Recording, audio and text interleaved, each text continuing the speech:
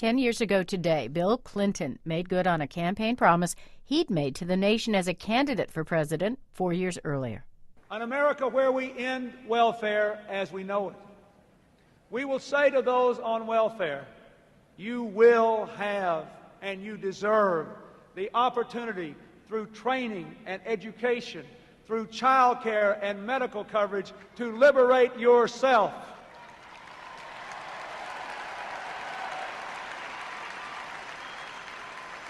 But then, when you can, you must work, because welfare should be a second chance, not a way of life.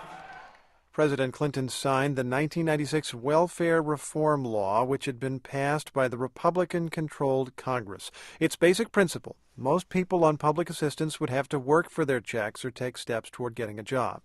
As a result, millions of women have entered the workforce. 10 years later, many of those women are asking if they're really better off. NPR's Rachel Jones has some answers. Welcome to Angelia Jordan's world. Makai, Caleb, and Deontay. Let's go. It's 7:30 a.m., and the 29-year-old from Lansing, Michigan, has rounded up her 6 young children. They've climbed into a used blue van Jordan got a few months ago. Then they're off on their daily routine. I'm taking them to 2 different daycares, going to work, riding around job searching Monday through Thursday, before I go to work and after I go to work. 3 years ago, Jordan was married and making pretty good money braiding hair in Lansing. But she says her husband wasn't working. Bills and tensions mounted. They divorced a year and a half ago.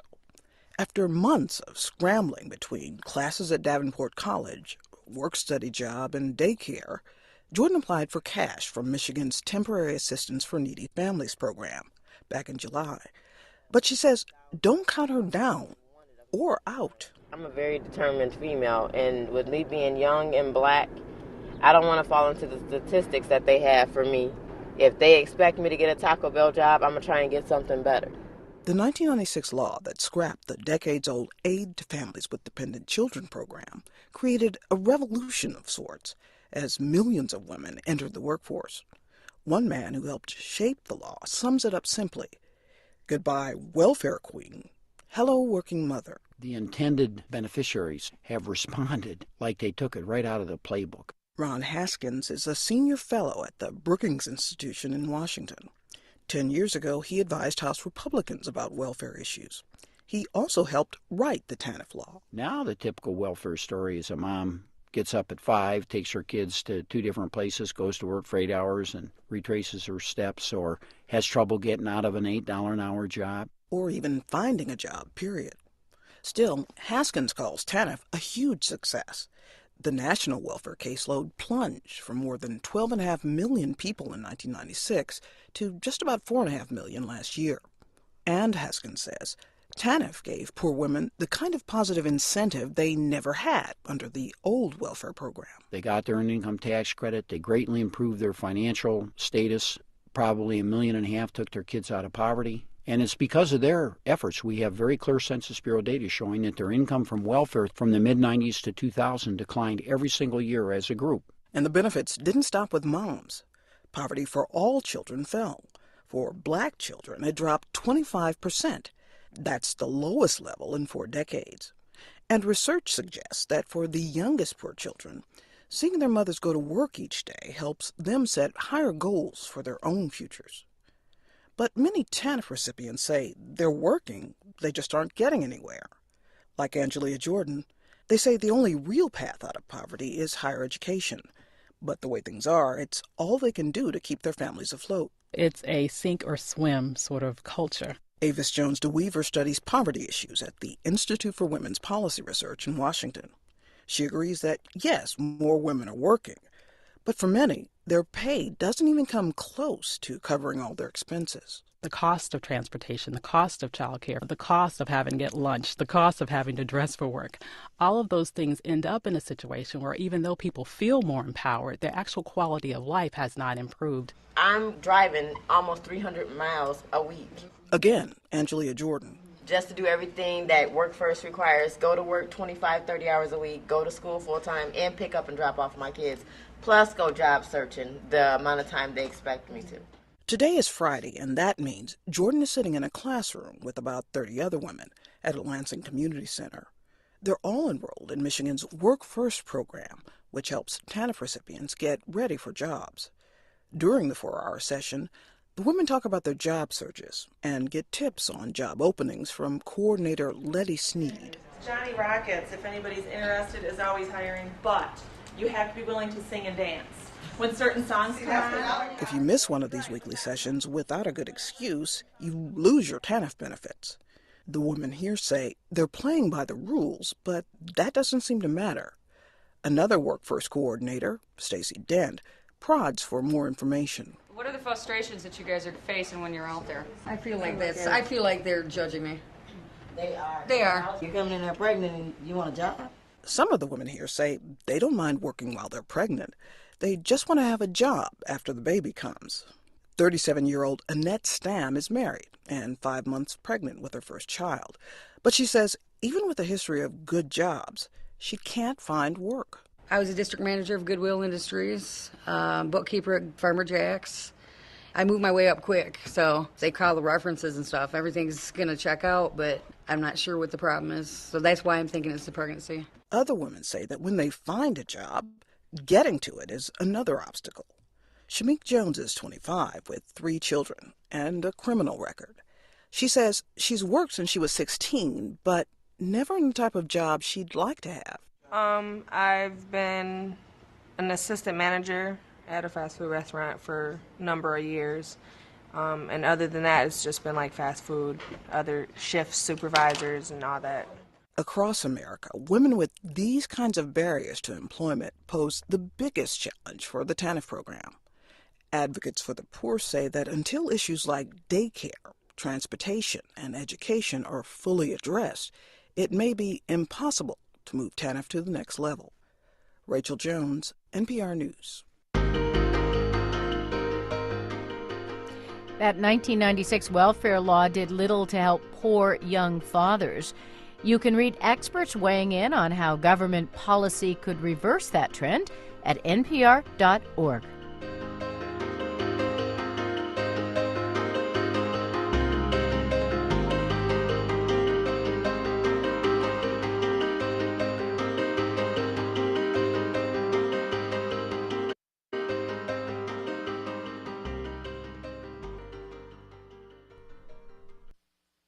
This is Fresh Air. I'm Terry Gross.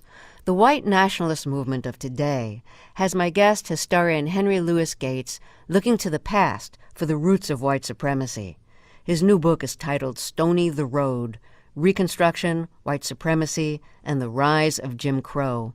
It covers the period after the Civil War, when new amendments to the Constitution enshrined rights for African Americans. And it covers the period that followed, known as Redemption, when white Southerners found ways to roll back those rights. He also writes about the cultural and artistic Black Renaissance of the early 20th century. Included in the book is a series of visual essays containing racist images of those periods, from ads, flyers, posters, playing cards, songbooks, and more. The book is his companion to the new 2-part PBS series he hosts, Reconstruction, America After the Civil War, which airs April 9th and 16th. Gates also hosts the PBS genealogical series Finding Your Roots and is a professor at Harvard, where he directs the Hutchins Center for African and African American Research. Henry Louis Gates, welcome back to Fresh Air. It's a pleasure to have you back on our show. Part of the reason why you wanted to do this book is that Reconstruction and Redemption, the period that rolled back the gains of Reconstruction, seem particularly relevant to you now. Why? Reconstruction was a period of 12 years of maximum black freedom, followed by an alt-right rollback. What's that sound like? What's that remind you of, right? Dylan McGee and I, my partner, had a list of 3 Black History series that we wanted to do for PBS. One was on the Black Church, one was on the Great Migration, and one was on Reconstruction and Redemption, the official name of the rollback to Reconstruction. And we had decided to start with the Great Migration. And then Donald Trump was elected president of the United States. And I realized that what we were seeing, what we were witnessing, was Reconstruction redux. The period of black optimism and black hope when we thought that, even for a time, scholars fantasized that we were at the end of race and racism. You remember that at the beginning of Barack Obama's presidency? All of that was followed by an alt-right rollback and the rise of white supremacy. And that's exactly what happened in the period immediately following the Civil War. Between 1865 and 1877, when black people experienced more freedom and more rights than at any other time in American history. 80% of all the eligible black men in the former Confederate states registered to vote. And in 1868, 500,000 cast their votes overwhelmingly for Ulysses S. Grant. And the irony is Grant only won the popular election by just over 300,000 votes. So historians have said quite accurately that black men actually elected a white man president of the United States, Ulysses S. Grant. This is 3 years after the end of slavery. And in South Carolina, which was a majority black state, they actually had a majority of black members of the South Carolina House of Representatives. And the South wouldn't stand for it. Not the South wouldn't stand for it. That's why there was the rollback. Yeah. That was the rollback. And remember, there was that pesky problem of who was going to pick all that cotton. Cotton remains the most profitable United States export all through the 19th century, well into the 20th century, through the 1930s. And slavery was based around the profitability of exploiting free labor. So if you had to get rid of slavery, if you had to abolish the slaves, if you had to abolish such a large source of your profit, what are you going to do? You're going to reinstitute a form of neo-slavery. And that's exactly what happened. Redemption, the rollback to Reconstruction, unfolded on two planes. One was political, and that was disenfranchising black men who had been allowed to vote because of the Reconstruction Act initially in 1867 and then the 15th Amendment. And then secondly, instituting a system of peonage and sharecropping, which is as close to slavery as you can get without actually being slavery. Some of your book is told through some of the images and sheet music and books and posters from the redemption era when rights were being rolled back, when black people's rights were being rolled back. And I'm wondering, are a lot of those images from your personal collection? I happen to be my day job is I'm a professor at Harvard.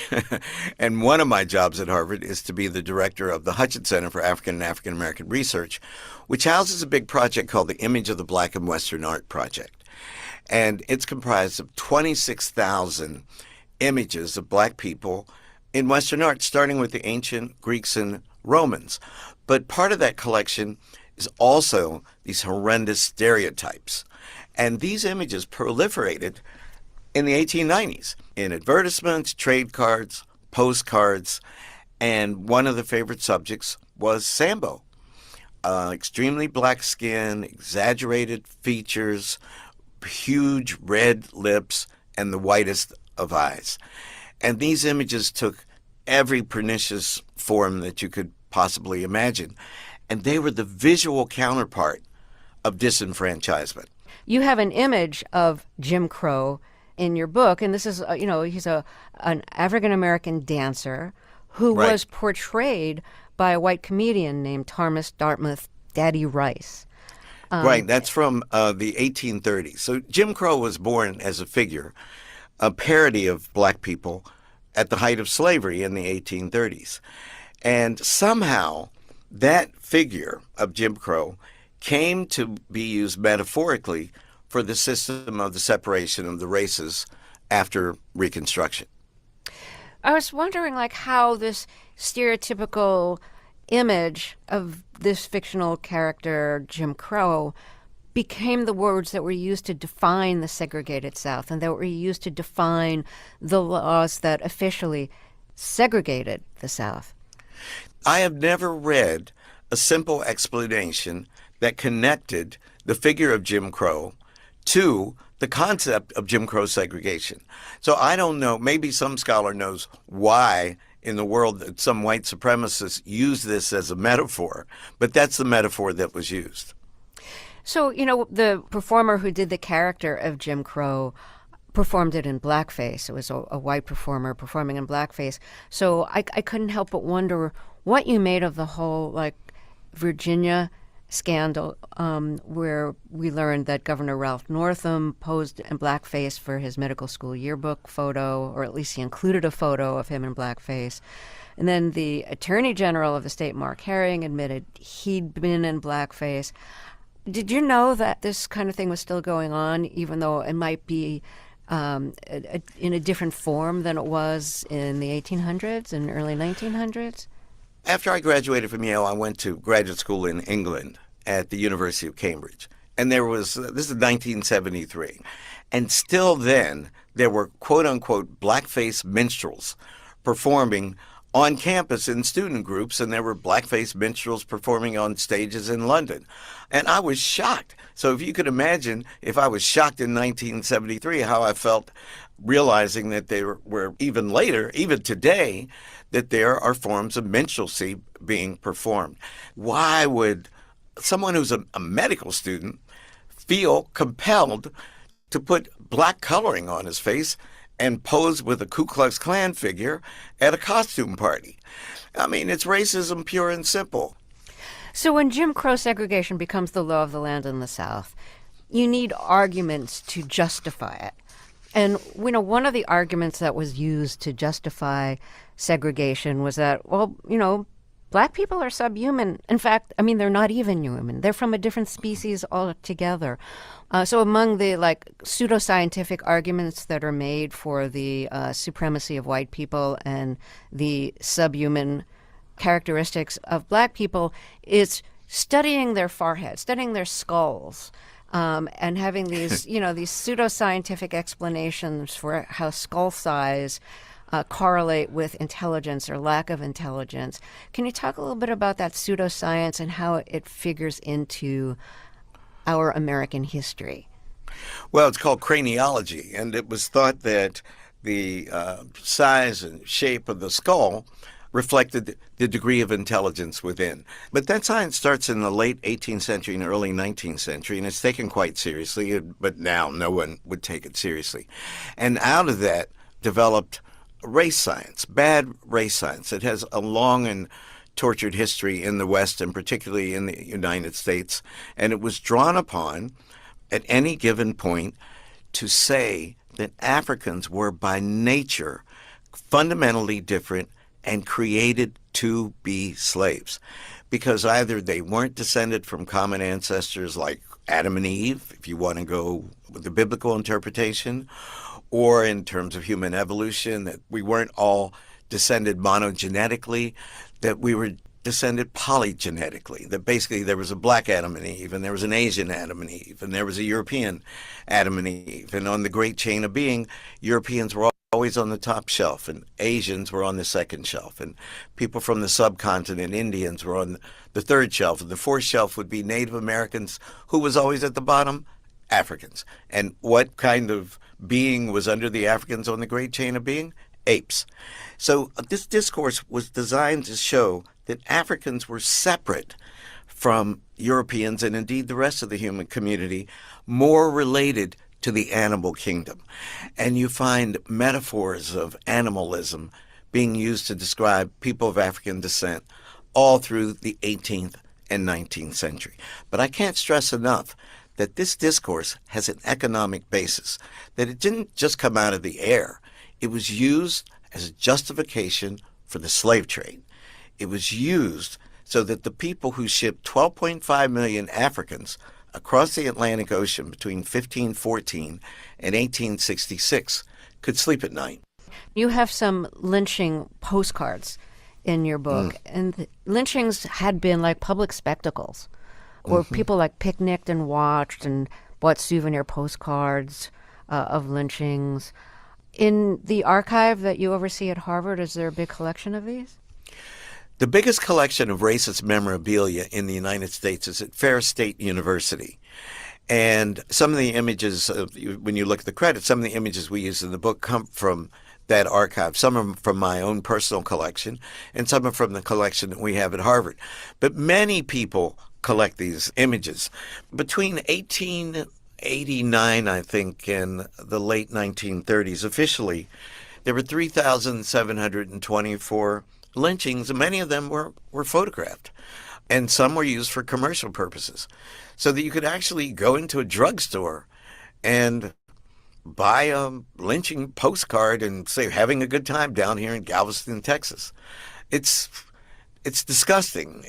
I had difficult decisions to make when I had to decide which images to include and which not to include. I remember... Because they were just too horrible to include. They were too horrible. In the original formulation of the book, it took a long time for me to decide not to include it, but I included a visual essay on racist images of President Obama. And I thought about it, and if you go to Ferris State University to the Jim Crow Museum, they have a whole wing dedicated to racist images of President Obama. But the point was that they are tying into themes and tropes that have a long independent history. It didn't matter who the black person was. It could be Frederick Douglass. It could be Barack Obama. They would just substitute one black person for another. And I woke up one night and I thought, this is just too much. These are too real. White supremacy is too vibrant, too vital, and there are people walking around today who really saw Barack Obama through those images, through those lenses, and see other African Americans through those lenses. And I'm not going to include that. And I decided to take it out because it disturbed me. But you can find these images all over the internet. It's just that I didn't want to gather them in one place in this book. I think also a difference might be the images that are in your book are from like 100 years ago. So right. You can see them in a historical perspective, whereas Barack Obama is still very much alive. He's still being very much demonized, and it's dangerous for somebody to be demonized like that. So it strikes me as a different kind of decision. In other words, I'm trying to basically say I really understand why you would put in racist images from the past in your book, but choose not to include racist images of Obama. No, I'm glad that you agree, and it was the right decision. Now, you know that the book is dedicated to the innocents who were martyred at Mother Emanuel Church under the leadership of Reverend Clementa Pinckney. And I did that because, one, I did the last major interview with Clementa Pinckney for my film Many Rivers to Cross. And two, because when I first heard about it, I thought, well, this guy was just deranged. But then when Rufe's opinions about race were being reported, I thought, my God, that this guy was playing out these white supremacist fears and fantasies that had been hatched in the rollback to Reconstruction, and those which had been reformulated from things that Hume and Kant and Jefferson and Hegel had said in the Enlightenment in the early part of the 19th century. That I'm trying to say that I didn't know that the tenets of white supremacy were still in the cultural DNA of the United States to the degree that would lead a man to come into a church on a Wednesday night, pray, and watch people pray for an hour, and then systematically murder them in the name of these same tenets of white supremacy. The title of your book, Stony the Road, comes from a line in the Black National Anthem, Lift Every Voice and Sing. And I'm so old, we call it the Negro National Anthem. And I insist that's the name of it because that's what my mama told me to call it. It's such a beautiful song. There was one of the radio shows on the jazz station in New York when I was in high school used to use that as, I think, the closing theme of the show. So I used to tune in a lot of nights just to hear that. Oh, you did? Oh, yeah. It's just such a great... But anyways, I think most people know the first verse better than the verse that you take your title from. So do you want to quote that verse for us? Now, you want me to sing it or you want me to recite it? Would you sing I don't know.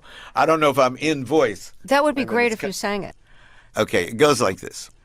Stony the road we trod, bitter the chastening rod, felt in the day that hope unborn had died, yet with a steady beat have not our weary feet come to the place on which our fathers sighed. Well, thank you. That's way more than I hoped for. Thank you for actually singing that. What role has that song played in your life? Well, this song was written to inspire young black children at a time when there was nothing on the horizon that was inspirational, nothing that would make black people think that the rights our people had been given by the amended Constitution in the 13th, and 14th, and 15th Amendments would ever come back. Because starting in 1890, those rights had been chipped away by the redemption governments in the former Confederacy. So that the fact that our people never gave up hope, that we never stopped believing that a better day was coming, and that if we worked hard enough and prayed hard enough and believed deeply enough, that one day the glories that we saw in Reconstruction would return. And hope against hope, that's what happened. Before we have to end, I'm wondering if you hear any other echoes of Reconstruction or of redemption, the period of the rollback of rights for African Americans, if you hear any echoes of that today. The issues central to Reconstruction, and let's think about them: citizenship, voting rights, who has the right to vote, who has the right to be a citizen, terrorist violence, the relationship between economic and political democracy. Those issues continue to roil our society and our politics right now. Understanding what happened to Reconstruction will help us understand how to keep the rights that we have accrued from being dismantled all over again by the evils of white supremacy. Henry Louis Gates, a pleasure to talk with you again. Thank you so much. Thank you, Terry. Henry Louis Gates is the author of the new book, Stony the Road, Reconstruction, White Supremacy, and the Rise of Jim Crow. It's his companion to the new PBS series he hosts called Reconstruction, America After the Civil War, which airs April 9th and 16th. Gates also has a new book for young adults called Dark Sky Rising, Reconstruction and the Dawn of Jim Crow. Support for this podcast and the following message come from South Carolina Federal Credit Union, a member-owned financial institution. South Carolina Federal is dedicated to serving your financial needs and investing in the South Carolina communities where you live and work. Visit scfederal.org. This is Fresh Air. I'm Dave Davies in for Terry Gross. In 1955, Joyce Nelson, a 13-year-old black teenager in Mayflower, Texas, was hanging out with her cousin, listening to music on a cafe jukebox. In an interview decades later, she described what happened. We was all in, having fun, playing music, and my cousin said, "Do you want to dance?" We heard a loud noise. All of a sudden, he turned my hand loose and fell to the floor. And I heard people saying, "They just killed that boy." And I looked down on the floor and he was laying down there. Her cousin, 16-year-old John Earl Reese, was shot through the cafe windows by two white men, angry that a school was being built in town for black kids. That interview is from a documentary about the work of the Northeastern University Law School's Civil Rights and Restorative Justice Project, founded by our guest, Margaret Burnham. The project, co-directed by MIT political science professor Melissa Nobles, has documented racial violence of the Jim Crow era in the United States, often unearthing cases never reported in local media and undocumented in court records. The project has assembled a database of roughly 1,000 murders between 1930 and 1955. In nearly all cases, the perpetrators escaped any punishment. Burnham chronicles some of the most compelling cases and explores the legal and institutional underpinnings of Jim Crow violence in a new book. Margaret Burnham is a professor of law who has worked as a civil rights lawyer, a defense attorney, and a judge in Massachusetts. She was also one of 5 people appointed by President Biden to the Civil Rights Cold Case Review Board, created by Congress to improve public access to records of unsolved racially motivated crimes.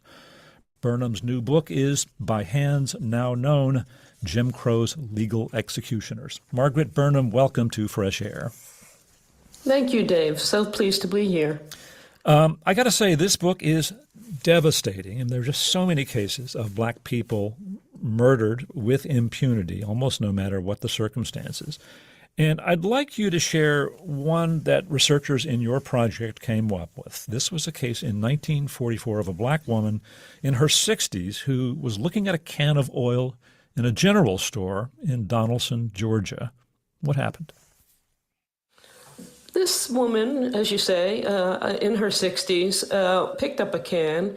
Apparently, the shop owner was upset about something she did in the store because as she left, he followed her outside of the store and killed her, beat her to death with an axe. The gentleman was a young man. But all we knew about this case was what we found out from a letter that was in the NAACP file written by a resident who didn't give her name. We knew nothing about who she was, and our students then began their investigation with that letter. Right. And did you find anything in local media, anything in court records, anything more about the case? Nothing in court records. Our students were able to discover that the victim was a woman named Ollie Hunter, and that indeed she was in her mid-60s. We were able to obtain her death certificate, and we were also able to rule out any legal process in Donaldsonville. As far as we know, there was never any prosecution of the killer. The case certainly never reached federal authorities. So what lesson do you draw from the fact that this horrific crime appears really just in a single letter to the New York office of the NAACP, didn't make the papers, didn't make the local justice system? Well, Dave, we started this project because we knew there was much more to be discovered about the Jim Crow period and about the ways in which violence structured and protected Jim Crow.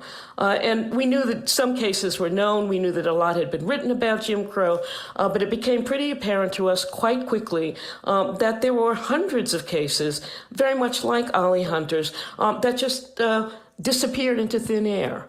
And, you know, Ollie Hunter's story is typical in that it reflects the consequences of stepping across sometimes very visible and sometimes not so visible Jim Crow lines of violating Jim Crow norms and manners, as it were. We know nothing about what it was that upset the man who murdered Ollie Hunter. All we know that is she did something to upset this man, which ended up in her very violent death after a fairly long life in this small town.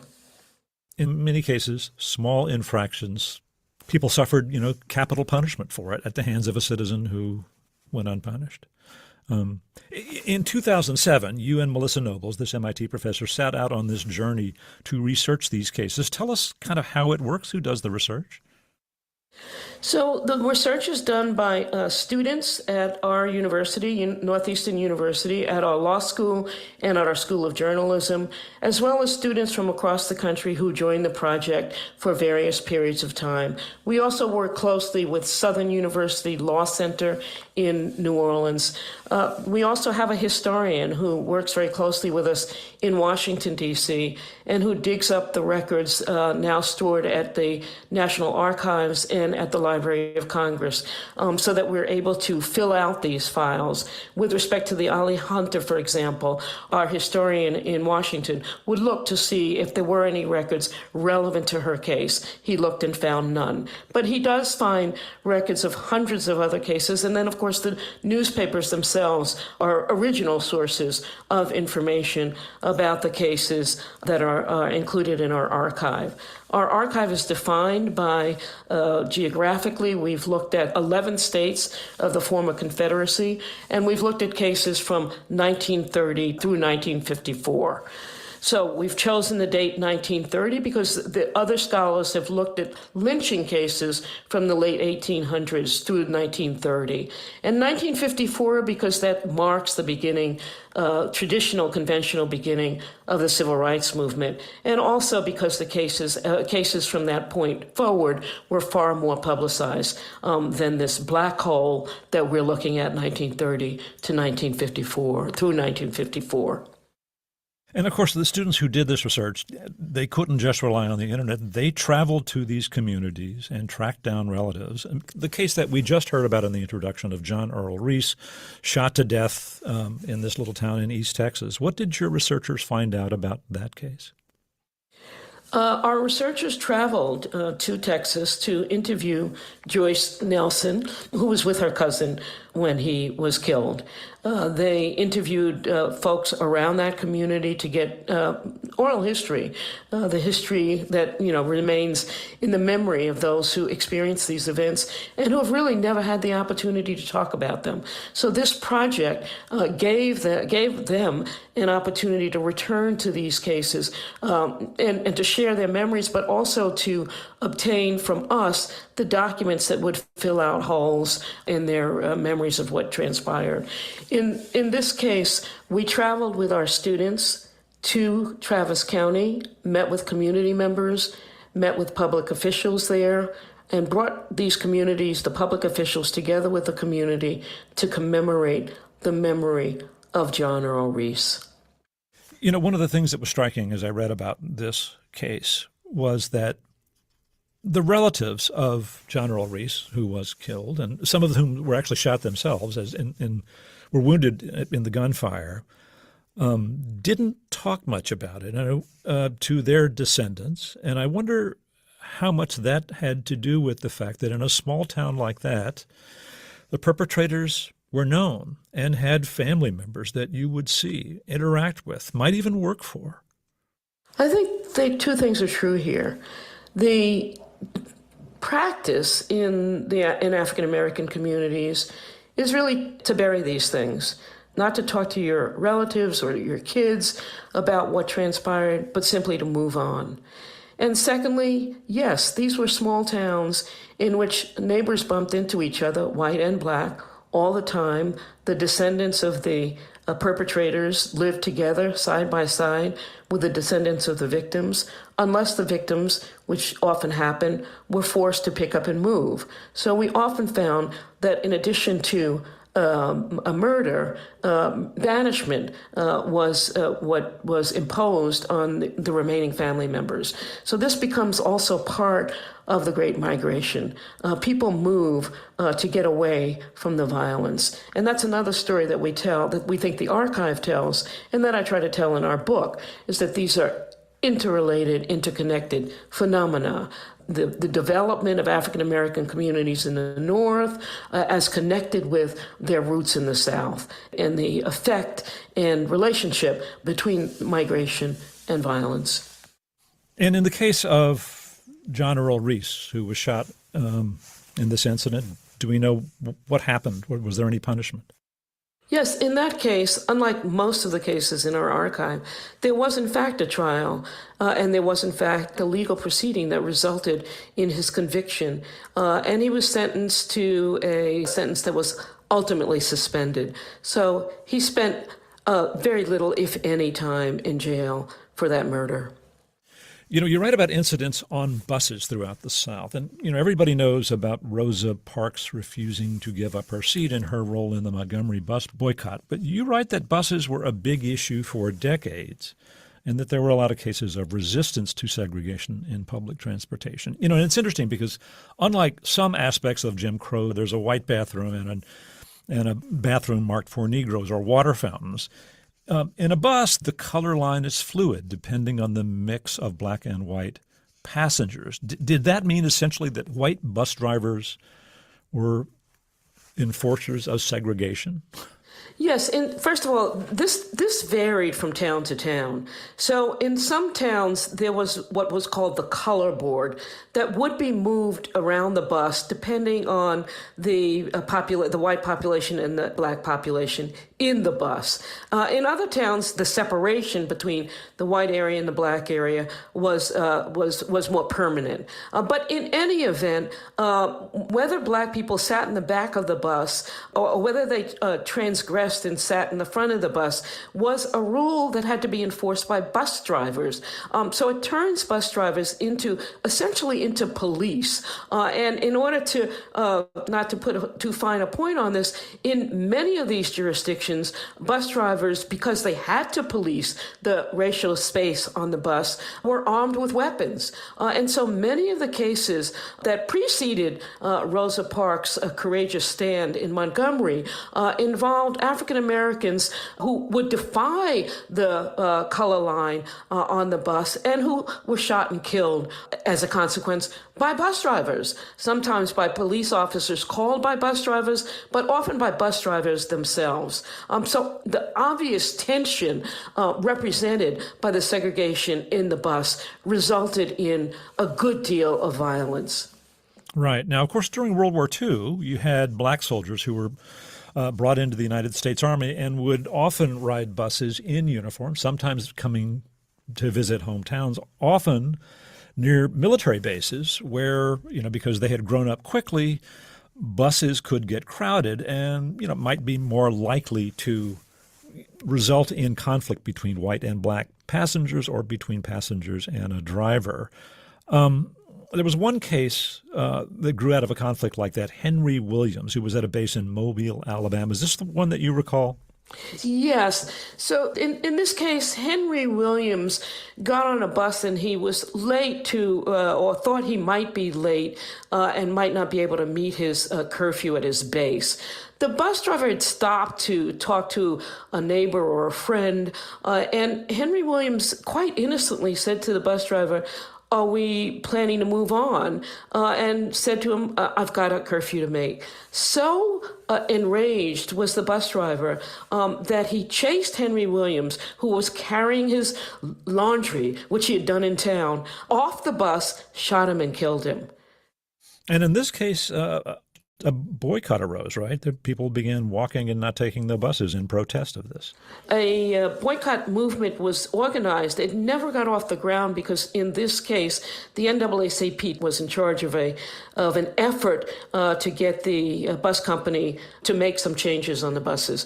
And when that happened, the boycott was called off. But certainly in many of these instances in the 1930s, 1940s, people got together, riders got together and determined how best to protest these intolerable conditions on the buses.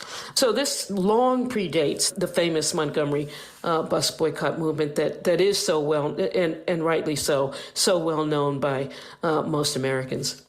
Right, and I think in that case in Mobile, Alabama, the bus company agreed to disarm its bus drivers. That's exactly what happened there. And once that occurred, things returned to so-called normal. The segregated buses remained, but bus drivers could no longer be the utterly lethal force that they had been before when they were armed. Although I will say that bus drivers used all kinds of weapons, not just guns, to assault their black passengers when they thought they were getting out of line.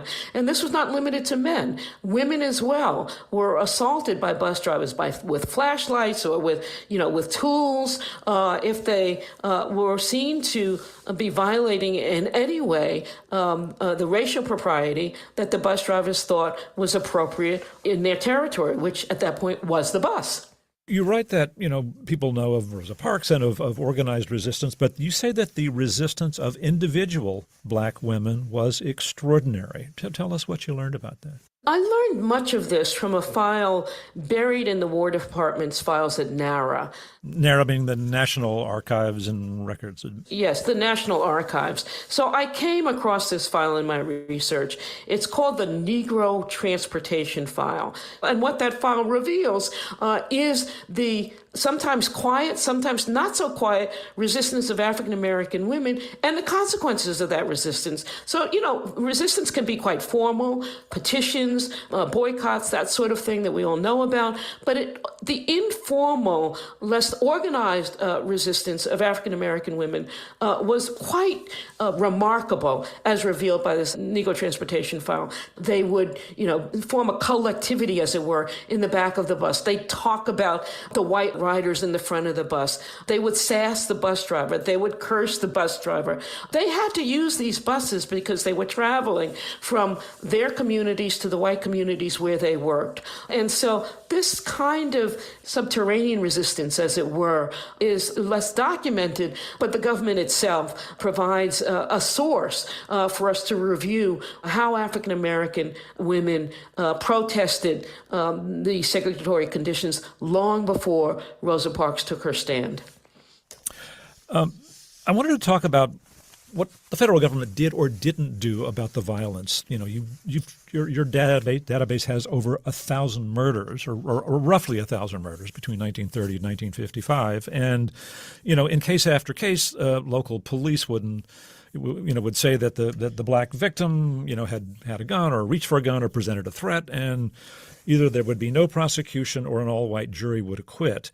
And the question that you explore here is, where was the federal government? And, you're a lawyer and a legal scholar, and laws are often ignored, but you note that there were federal laws in place that would have made a difference had they been used. Do you want to just briefly explain what those laws were?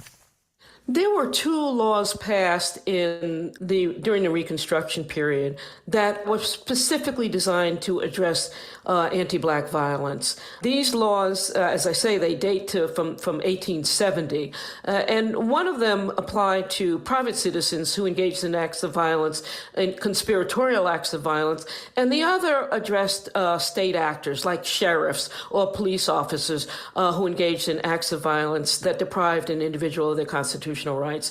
These laws lay fallow until the 1940s, when the Justice Department finally, there were maybe 2 or 3 cases between 1870, when the laws were adopted, and the 1940s. It wasn't until 1939, Dave, that the Justice Department even had a place in the department that would focus on the enforcement of these laws. And that was the Civil Rights Unit that began in 1939. And of course, they brushed off these laws to see how they could be used to address the violence that was endemic in the South. We're going to take another break here. Let me reintroduce you. We are speaking with Margaret Burnham. She is a professor of law at Northeastern University. Her new book is By Hands Now Known, Jim Crow's Legal Executioners. She'll be back to talk more after a short break. I'm Dave Davies, and this is Fresh Air. This message comes from NPR sponsor REI Co-op. You can't make more time, but when you opt outside, you can make the most of it. So make time for those early mornings, last-minute trips, and timeless views. For small victories, big fails, and everything in between. And when you're ready, REI has the gear, clothing, classes, and advice to help you make the most of your time out there. Visit your local REI Co-op or rei.com/opt-outside. Wait, don't tell me. Fresh Air, up first. NPR News Now, Planet Money, TED Radio Hour, Throughline, the NPR Politics Podcast, Code Switch, Embedded, Books We Love, Wild Card, are just some of the podcasts you can enjoy sponsor-free with NPR Plus. Get all sorts of perks across more than 20 podcasts with the bundle option. Learn more at plus.npr.org. This is Fresh Air. I'm Dave Davies, and we're speaking with Northeastern University law professor Margaret Burnham. Her new book chronicles many cases of racial violence, including murders committed in the Jim Crow era that were unpunished and often unreported in local media and undocumented in court records. Burnham and her research partner, MIT political scientist Melissa Nobles, direct the Civil Rights Restorative Justice Project, which conducts interviews and collects documents about those cases. Burnham is also a presidential appointee to the Civil Rights Cold Case Review Board. Her new book is By Hands Now Known, Jim Crow's Legal Executioners. People may know that the federal criminal justice system is regionally based. There are regional U.S. attorneys who have great discretion. They're appointed by the president, and they decide whether or not to prosecute cases. And you write about one of them in Macon County, Alabama. The prosecutor's name was Edward Burns Parker. Was there for decades. One particularly egregious case. So the victim was named Walter Gunn, and he did take it up. You want to just tell us a bit about this story? Yeah, so Walter Gunn lived in Tuskegee, and for some reason he crossed the sheriff. And long story short, the sheriff comes to his house with a deputy and in front of his wife and children, shoots Walter Gunn. He dies. The sheriff was in some ways, he was a non-discrimination abuser. He abused white prisoners as well as black prisoners, although obviously the black community felt the full brunt of his brutality. The prosecutor takes this case on, and he prosecutes the murder, not just the federal prosecutor prosecutes the murder not just of Gunn, but of several other brutality cases that he lays at the feet of this sheriff. That courtroom was filled with 300 police officers from across the state of Alabama. And of course, the federal prosecutor loses the case. He has to go home. To be clear, we're talking about police officers in support of the defendant who was accused of killing him, right? They're not there to see justice done. They're there to see their fellow officer protected. Of course. They are there to say to this prosecutor, if you want to continue your legal practice as a federal prosecutor, this can't happen. And it doesn't happen. And I document in the book several other cases in which the federal government in Washington, the DOJ in Washington, is writing to Parker and saying, please take on this case. And Parker had gotten beaten, so badly beaten in that one case that he took on no other cases in the Middle District of Alabama. That becomes a violence-free area for sheriffs and police officers because they know there will be no consequences. At one point, a prosecutor in Washington, a DOJ prosecutor in Washington, writes in the file, Parker will not move on this case, closed, over and over and over again.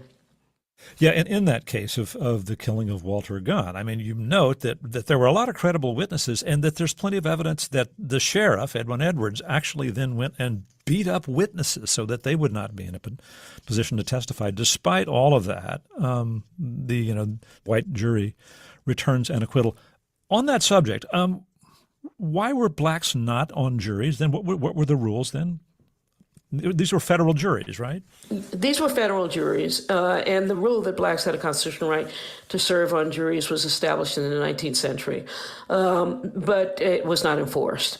And this is because the jury venire would exclude African Americans. Some of these venaries were based on voting rolls, and as you know, blacks were disenfranchised during this period of time.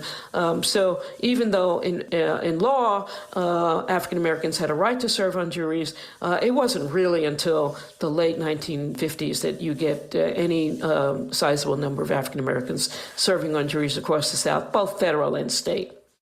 Right. So it was hard, even in a federal courtroom, to get a white convicted of killing a black. There's also the question of the investigation. I mean, the FBI was a federally based law enforcement service led by J. Edgar Hoover at the time. What was their role in these cases? The FBI agents who handled these cases were local people, and they were obviously grew up in these Jim Crow environments and bought into Jim Crow. So they were much more prone to assume that the victims of these crimes had brought it on themselves in some way.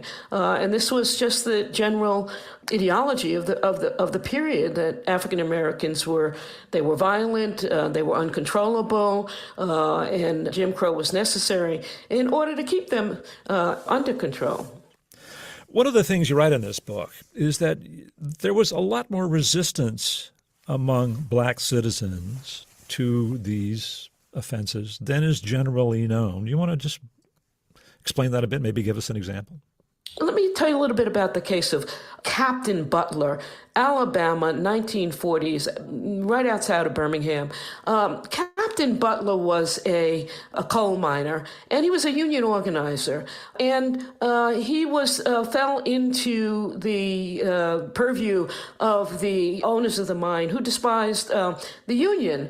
And so, one thing led to another, and he was shot and killed by 2 security guards for the mining company. This was in the 1940s. 3,000 miners staged a wildcat strike to protest the murder of Captain Butler. These were white miners and black miners who just left the mines en masse to protest that murder. So there was resistance that is, that again is buried in these files, is not well known. We concentrate so much, Dave, on the 1954-1967 civil rights movement that has been so well documented. But the forebear of that movement, the processes, resistance processes that led to the activity in the 1950s, 1960s, really starts in the 1930s and 1940s. And these files are revelatory in what they show about the nature, robust nature, and the continuity of black resistance over these years. Let me reintroduce you. We're going to take another break here. We are speaking with Margaret Burnham. She's a professor of law at Northeastern University. Her new book is By Hands Now Known, Jim Crow's Legal Executioners. We'll continue our conversation after this short break. This is Fresh Air.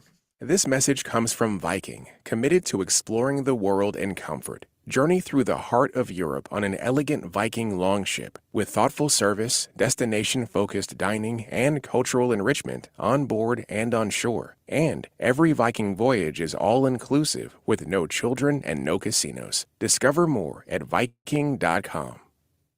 This message comes from Mint Mobile. From the gas pump to the grocery store, inflation is everywhere. So Mint Mobile is offering premium wireless starting at just $15 a month. To get your new phone plan for just $15, go to mintmobile.com/switch. The American South is changing, and my podcast, Salvation South, brings you fascinating conversations with the people who are changing it. I'm your host, Chuck Reese. Salvation South is part of the NPR network, and you can find it on your favorite podcast app. You write about restorative justice and reparations in connection with these crimes because you do all this research. And then the question is, so what do we do about it? And, the crimes are decades old and, victims, of course, aren't around and their immediate relatives are aged or are already gone. The perpetrators often also are deceased. So what does justice look like all these years later? What does the project try to do here? So there are several reasons why we've collected this material. You may recall when the killings occurred, and the racial killings occurred in the Buffalo area, the newspapers went back and they traced the history of racial violence in Buffalo, just to show the ways in which what sometimes is referred to as the new Jim Crow are related to the old Jim Crow.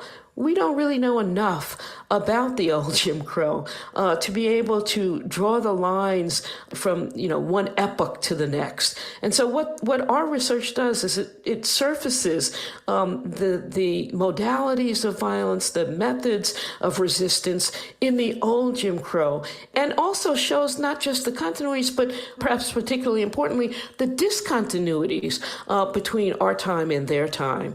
And so as far as repair is concerned, one of our objectives is to allow communities, the local communities, to have access to these documents and to make of them what they will, to figure out ways of incorporating these documents and what they tell us about the history into their local history in whatever ways journalists, community activists, schools will find useful. There was the case that we began our conversation with of John Earl Reese, this young man who was shot in a little town in East Texas when some two white guys who were angry about a black school being built had fired randomly into this cafe.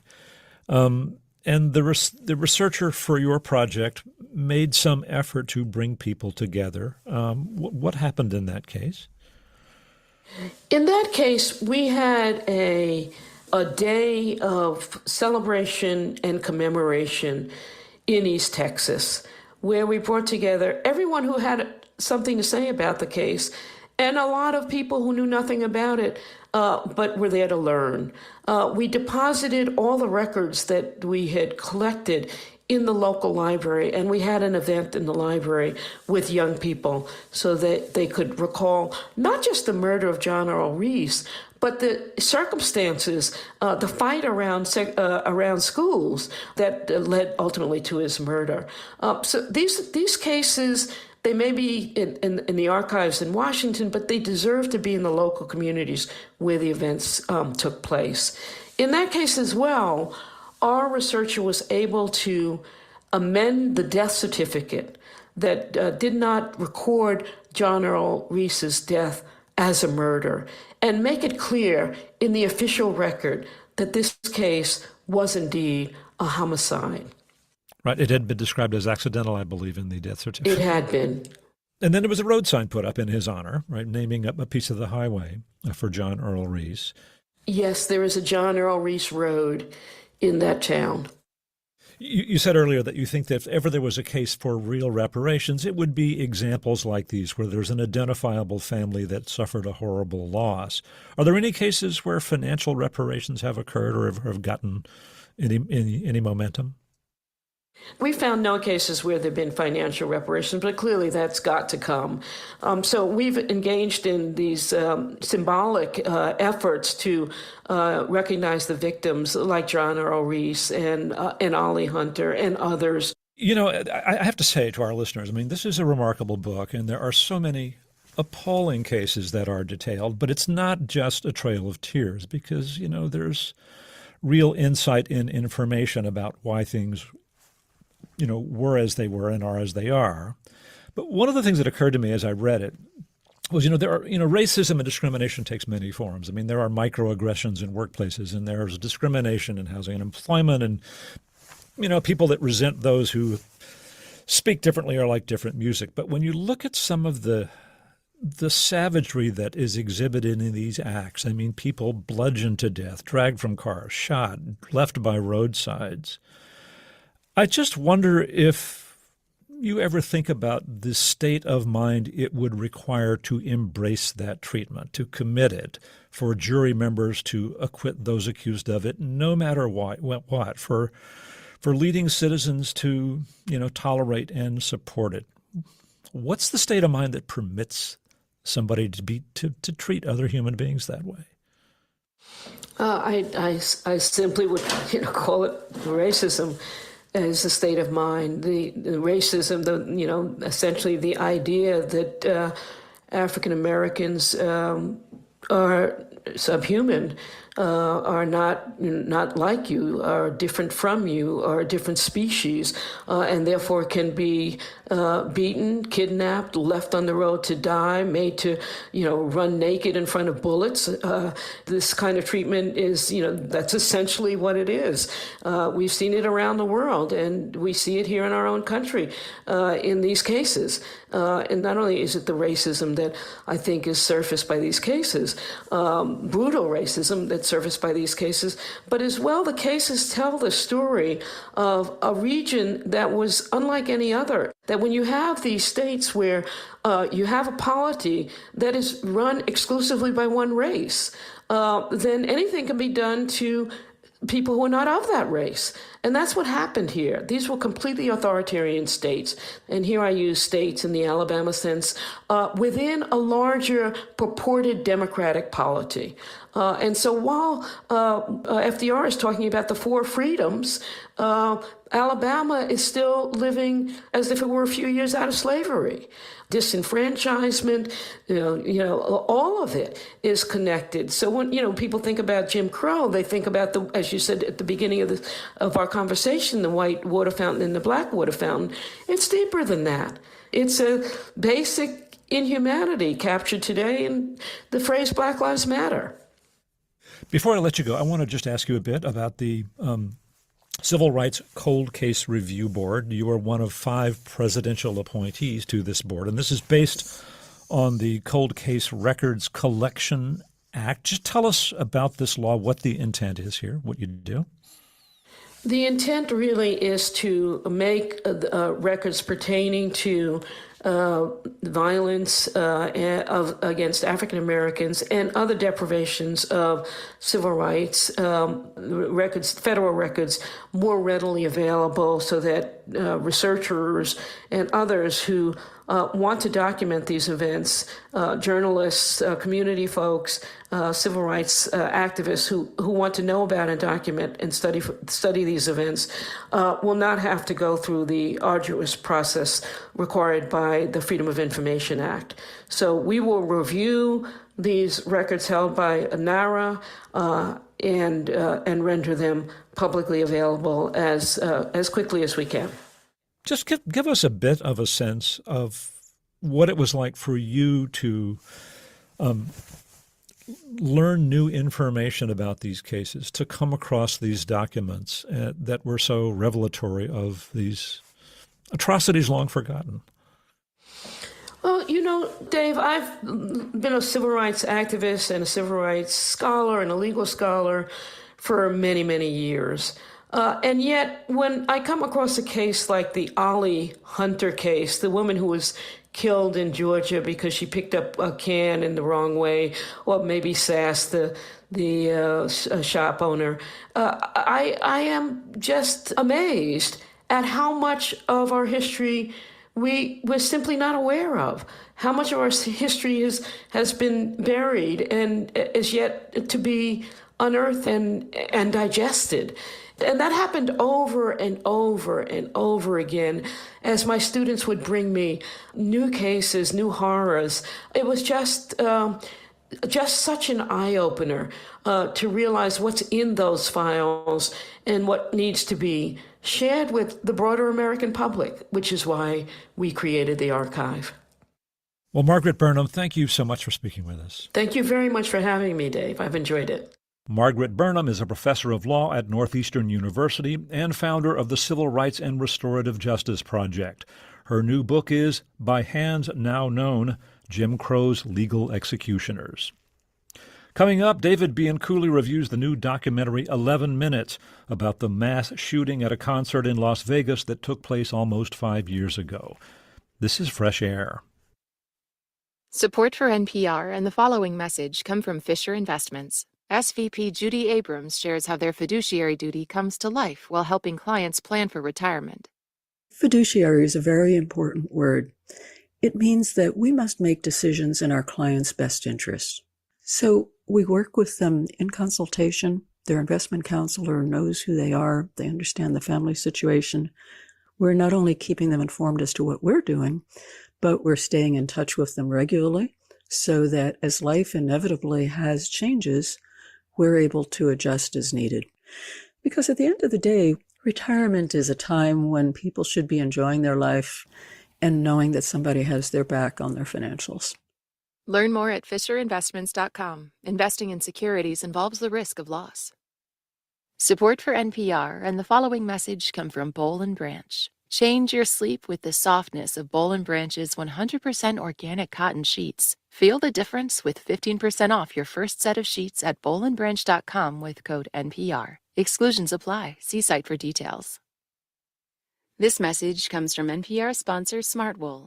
Smartwool was born to make the world feel good, so your best days outside last longer. From city to summit, newbies to gold medals, Smartwool brings merino comfort that takes you farther, because there's no better feeling out there than just being out there. Take 15% off your first order on smartwool.com. Smartwool. Go far. Feel good. On October 1st, 2017, a lone gunman in Las Vegas took aim at the performers and audience of an outdoor country music festival from his rooms in the Mandalay Bay Hotel on the Vegas Strip. He fired rounds of automatic gunfire in bursts over an 11-minute period, killing 58 people and wounding 869 in what's called the worst mass shooting in U.S. history. Today, as we approach the tragic event's 5th anniversary, Paramount Plus presents a 4-hour documentary about it titled 11 Minutes. Our TV critic David Bianculli has this review. This Paramount Plus documentary, 11 Minutes, takes a notably different approach to retelling the story of the largest mass shooting in U.S. history.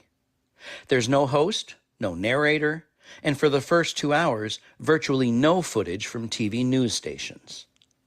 Instead, the story is told by interviews with survivors of the event, people who were there as musicians, fans, police, paramedics, nurses, doctors, and so on. And it's told mostly through cell phone videos and police body cams, images taken by people in the midst of the drama as it was happening. And lots of people had their phone cameras running. Lots of them.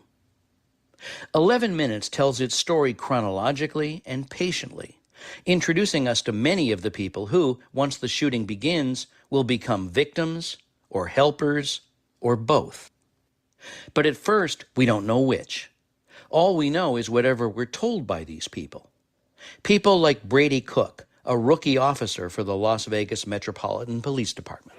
It was my first day of work as a police officer, and I was assigned to the Strip Area Command, which is where the concert was being held. My dad is an officer as well, so he was working overtime at that event. There's a boomer right there. We got a couple moments of free time from our day, and I got to actually go say hi to him and take a picture with him for my first day of work as a police officer. You may be stunned by what that young officer experiences that night, and his father, and the other people we meet in 11 Minutes, from the twin high school fans who attend the Route 91 Harvest Festival, to the firefighter determined to save as many lives as he can. Director Jeff Zimbalist, one of several executive producers on this documentary series, lets the participants speak for themselves. And the drama, too. It takes most of the first hour of the program before on-location police radio reports begin identifying the source of the gunfire. There's Mandalay Bay halfway up. I see the shots coming from Mandalay Bay. Halfway up. Mobile flashes in the middle of Mandalay Bay on the north side, like one of the middle floors. Be advised, we are taking fire from a very high floor. We believe it's possibly coming from the Mandalay Bay.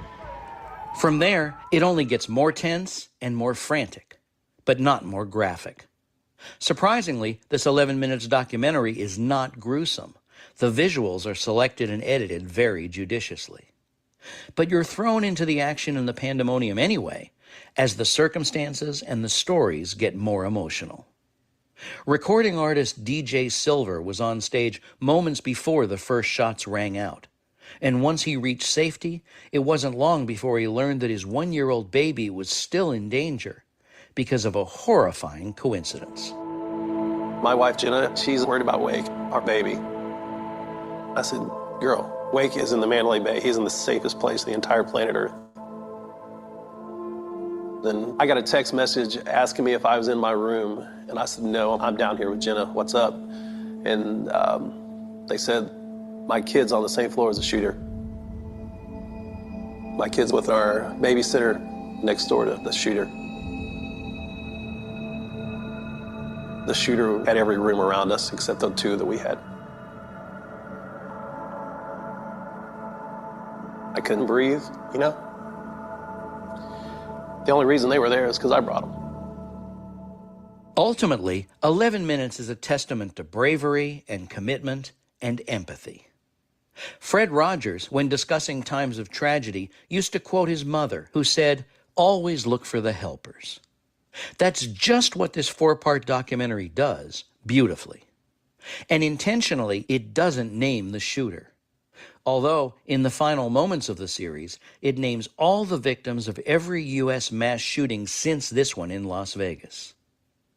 Accompanying the scroll of names is a song by country artist Eric Church, one of the headliners at that festival.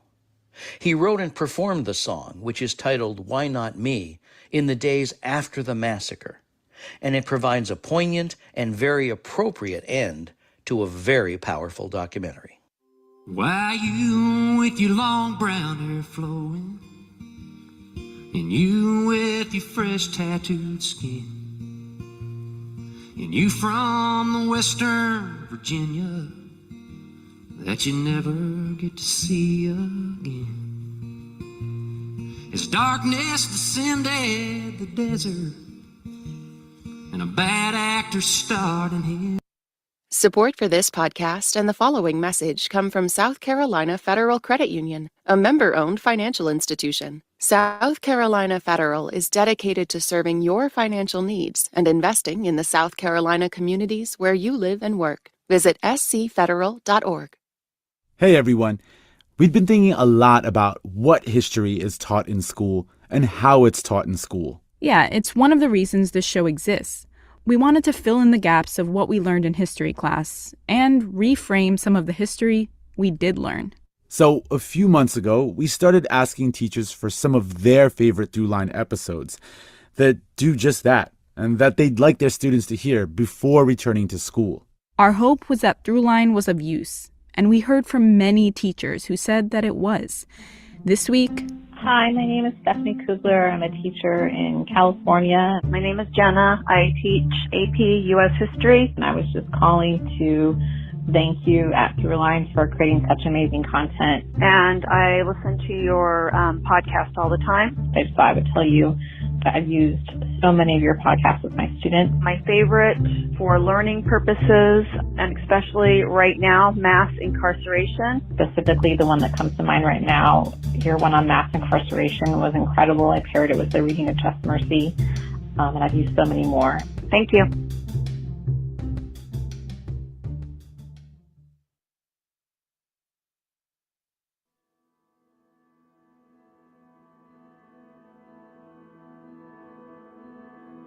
The U.S. locks more people up than any other country. There's been a lot of talk about mass incarceration in the last few years. Right, we incarcerate a greater percentage of our population than any country on earth. Even though over the last 20 years, the crime rate has actually dropped. The American criminal justice system gives local prosecutors enormous discretion, and historically, they've used it in service of a harsh law and order agenda. In fact, there's a long history in this country of dealing with problems in the African American community through criminal justice system.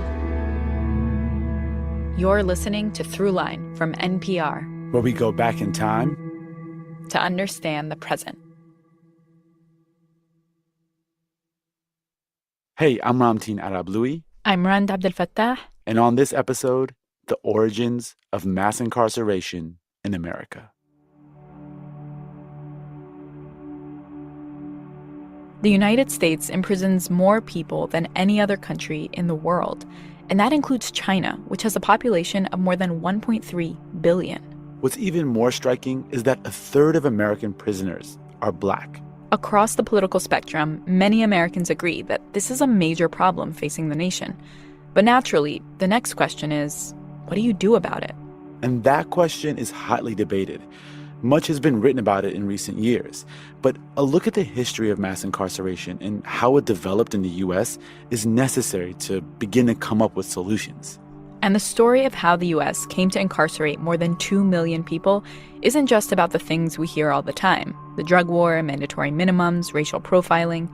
It's also about how the country developed a culture that uses imprisonment to deal with criminality. It's about power and how the criminal justice system was shaped by a culture that sees African Americans as more prone to criminality and therefore subject to control and imprisonment by the state. We'll start in the 1800s at the creation of the modern penitentiary in America. Then we'll examine how, after the Civil War, cultural stereotypes criminalized an entire section of the population. And we'll end with the story of the American prosecutor.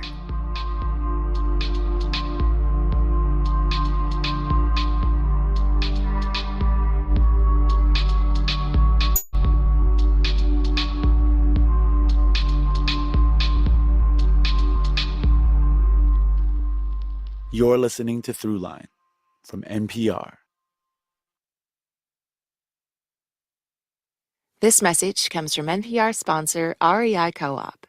You can't make more time, but when you opt outside, you can make the most of it. So make time for those early mornings, last-minute trips, and timeless views. For small victories, big fails, and everything in between. And when you're ready, REI has the gear, clothing, classes, and advice to help you make the most of your time out there. Visit your local REI Co-op or rei.com/opt-outside.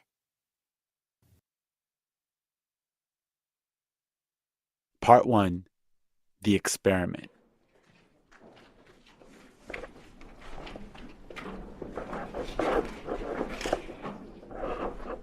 All right, on a super cold day, Ramtin and I, along with our producer, Lawrence Wu, packed into a car and drove down to Philly to visit Eastern State Penitentiary. We're going to go up the stairs. There's going to be a couple points where I'll tell you to watch your head, but I'll let you know when that happens. Okay. You guys cool going up here? Yes, yeah. This looks, this is, to be honest. Eastern State opened in 1829 and stayed open as a functioning prison until 1971. Today, it's a museum that sits right in the middle of the Fairmount neighborhood of Philadelphia. It wasn't always, though. When the prison was built... Was this in the outskirts of Philadelphia? Yeah, so the prison was built on a cherry orchard about... The prison is basically a central building with 5 long corridors protruding from each side.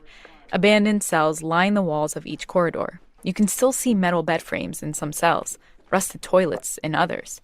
It looks frozen in time. My name is Damon McCool. I'm a tour guide here at Eastern State Penitentiary.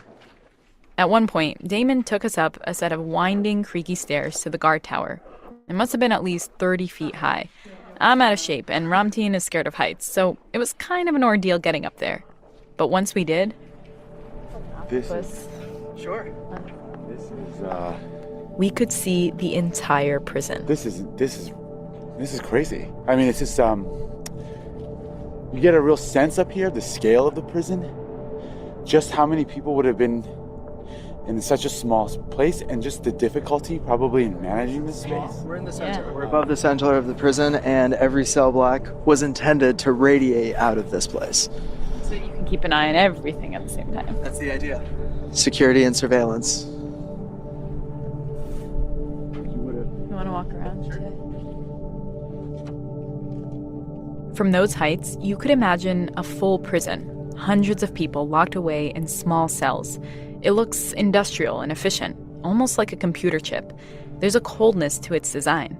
So it's easy to forget that when it was built, Eastern State was progressive. So the building is an architectural marvel. When it was built, it was the largest public building in America. When Eastern State opened, every single cell had a sink and a flushable toilet inside of it, which was revolutionary because this penitentiary had indoor plumbing before the White House. A building designed to inspire penitence or true regret in the hearts of criminals. If that voice sounds familiar, it's because it's actor Steve Buscemi. He narrates Eastern State's audio tour. The architects here believe that all human beings, regardless of their behavior, have good in their hearts. They believed Eastern State Penitentiary would inspire a new generation of prisons worldwide, built on this optimism and faith in the human character. Eastern State was part of the movement that laid the foundation for America's penitentiary system. And that approach to systematic imprisonment created the conditions for the mass incarceration problem that would happen more than a century later. But initially, it was an idea based on seemingly good intentions. The founders of the prison were Quakers. They believed that the purpose of punishment was penance. Until that point, most American prisons were just holding cells packed with men, women, even children, people convicted of everything from petty crimes to murder. And it made for filthy and violent conditions. So the creators of Eastern State sought to make a prison that was more humane, that would move prisoners into individual cells, giving them time to reflect, work, and read the Bible. Penitentiaries were supposed to heal people, but that's not exactly how things worked out. Steve Buscemi describes the case of a guy named John Curran, a 22-year-old inmate who served 2 years for stealing a horse. Curran spent 23 hours a day inside his cell. He was not allowed to speak to anyone except the chaplain or the guards, who were called overseers. He slept in his cell. He ate 3 meals a day in his cell, and he worked there as well. Prisoners made chairs, some wove fabric, others dyed cloth. Why did prisoners like Curran spend so much time alone? Well, the idea was that being alone would give the prisoner time to reflect on what they'd done, that they would find God and become rehabilitated. The building design itself was supposed to evoke spirituality. So you'll notice 30-foot-tall barrel-rolled ceilings, lots of natural light. Some early observers have called the skylight in every cell the eye of God. So there's definitely religious undertones to the building. Researchers and government officials around the world took interest in this new prison model. They visited the prison to study its impacts. One of those visitors was Alexis de Tocqueville. He's most known for his book Democracy in America, which was published in 1835. But the purpose of his visit to the U.S. was to learn about innovative American prisons for the French government. Because at that point, the U.S. was considered the leading reform country for punishment. This is Michael Morantz. He's a historian of American prisons. So when de Tocqueville visited Eastern State Penitentiary in 1831, he told his guides, "I would like to interview the prisoners." The guides said, sure. They're very proud of the system. But the conversations probably weren't what de Tocqueville expected. Almost every prisoner is in tears, they say. It's so isolated. It's so lonely. In the gloomy solitude of a sullen cell, there is not one redeeming principle. There is but one step between the prisoner and insanity. Inmate James Morton. And they say work is, in fact, a salvation for us. The punishment of not being able to work would be worse than anything else, because if you have nothing to do, you go absolutely crazy. That's Seymour Drescher. He's a professor of history at the University of Pittsburgh and an expert on de Tocqueville's life. So the Eastern State Penitentiary model, or a version of it, popped up in other American cities. And de Tocqueville visited those prisons as well, documenting their effectiveness for the French government. So Tocqueville goes in and he gives us a very, very impressive report. Nowhere was the system of imprisonment crowned with the hope for success. It never affected the reformation of the prisoners. In order to reform them, they had been submitted to complete isolation. But this What does a prison mean? It means, in fact, the opposite of being a free man. It destroys a criminal without intermission and without pity. It does not reform, it kills.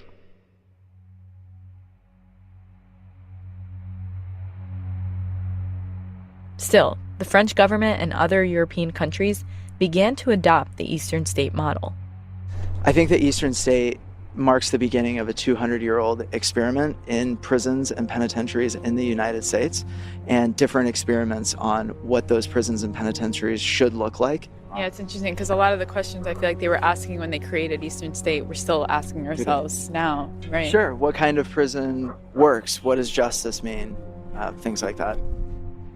Eastern State is without a doubt the most influential prison that was ever built.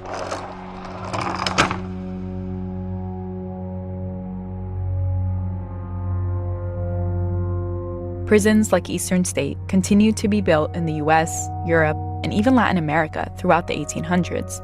But these and other penitentiaries were more than just buildings that house people convicted of crimes. They spread the idea that people who break laws are criminals who need rehabilitation, who have an affliction. And under those terms, prison was the cure. It would bring people back from this altered state of existence through the use of solitary confinement and penance. But those remedies ultimately failed. And there was a major investigation into the prison. By around the 1870s, it really was not the system that it was originally. But in some ways, it didn't matter that it failed. The creation of Eastern State and other penitentiaries institutionalized criminalization. In the decades after their creation, prisons became a place where America sent people it deemed undesirable. And it was a vessel for dealing with its deep social and cultural issues. People were imprisoned for being gay, for being immigrants, and as you'll see in our next story, for being Black. This last piece, race, sets the stage for mass incarceration.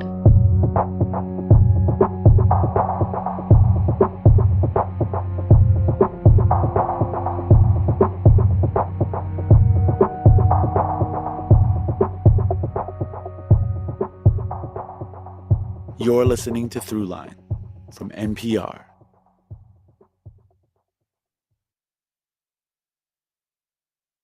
Support for NPR and the following message come from Betterment, the automated investing and savings app. CEO Sarah Levy shares how Betterment utilizes tech tools powered by human advice.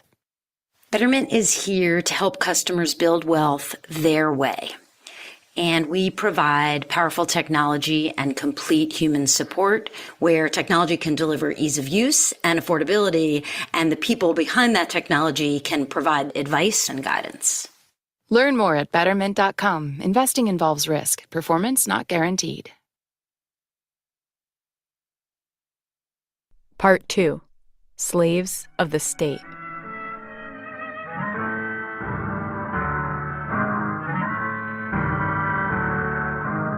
This is the music from the 1915 silent film, Birth of a Nation. The movie retells the story of the decades after the Civil War from the perspective of the Ku Klux Klan. It paints the Confederacy as victims of Northern aggression, but most importantly for our story, it perpetuates the stereotype of Black men as violent and dangerous. Throughout the over 3-hour film, white actors in blackface were shown stealing, committing random acts of violence, and attempting to rape white women. Many people protested the film. It was polarizing, but it was still a hit.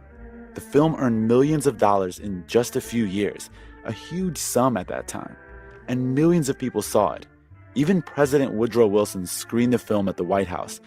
Afterwards, he reportedly said, "It's like writing history with lightning.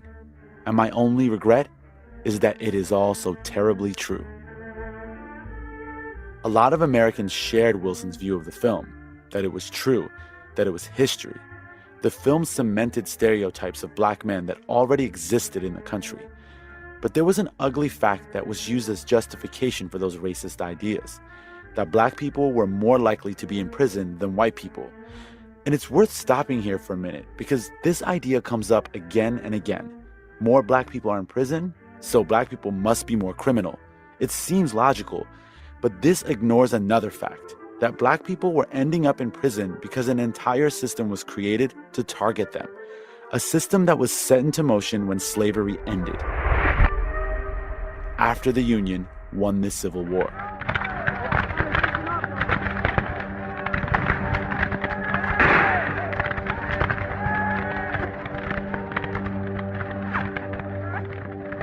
The Civil War was fought to end slavery in the U.S. Hundreds of thousands of people were killed in the pursuit of that goal. After nearly 4 years of war, in 1865, just months before the Confederacy formally surrendered, Congress passed the 13th Amendment to the Constitution. It formally ended the institution of slavery, or at least that was its intention, because embedded right there in the language of the amendment was a loophole. It said no person could be enslaved in the U.S. except for punishment for a crime. This is Khalil Gibran Muhammad. He's a professor of history at Harvard and the author of The Condemnation of Blackness.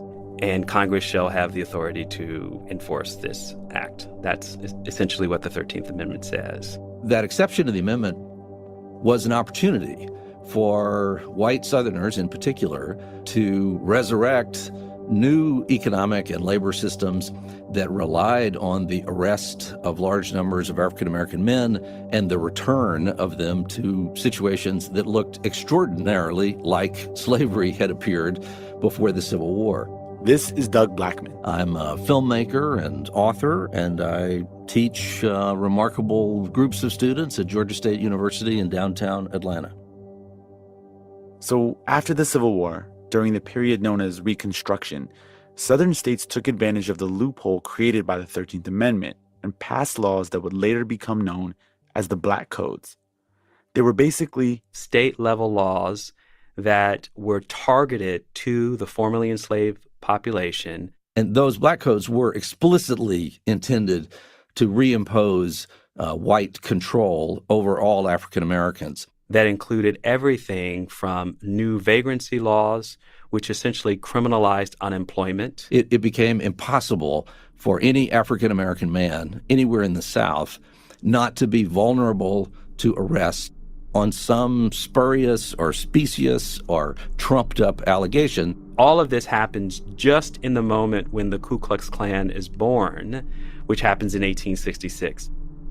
The impact of the Black Codes was devastating. Many Black men were placed back into servitude through incarceration, except this time, they were slaves of the state.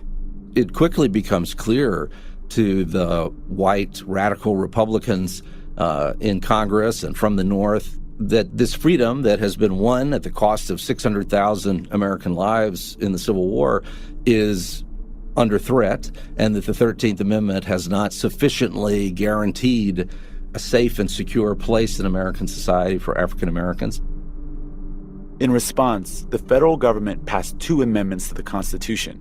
First, the 14th Amendment, which guaranteed equal protection under the law for all citizens, and the 15th Amendment, which guaranteed voting rights. The government also sent army troops to occupy southern states and protect Black citizens. Under this protection, Black people flourished. They opened successful businesses, created civil society, and even won Senate and House seats in former Confederate states. African American men were voting. They were running for political office. Some had tremendous success in business and in politics. A difficult life, a difficult world, but one in which there was very genuine liberty. But this moment of prosperity wouldn't last. By the end of Reconstruction, which is in the late 1870s, this terrible, dark cloud has begun to set in over Black life all over the South.